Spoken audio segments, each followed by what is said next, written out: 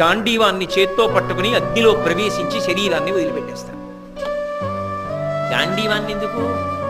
గాంధీవం పట్టుకుని అగ్నిలోకి ఎందుకు? అంటే ఖాండవమాన దహనం చేసినప్పుడు ఆ అగ్నిహోత్రుడు ఇచ్చాడు గాంధీవాన్ని.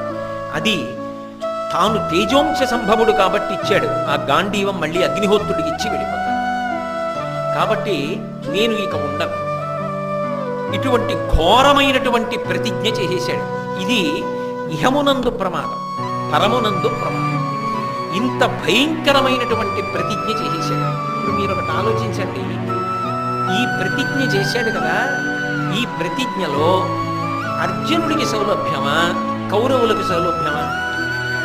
కౌరవులకే సౌలభ్యం. వాళ్ళు అర్జునుడిని చంపక్కర్లేదు, సైంధవుణ్ణి వ్యూహంలో దాచగలిగితే చాలు. నేను దాచలేమనుకోవడానికి అటు పక్క సర్వసైన్యాధిపతి ద్రోణాచార్యుల వారు. ద్రోణుడే నిలబడితే వ్యూహాన్ని పన్ని ఎదురుగుండా నిలబడ్డ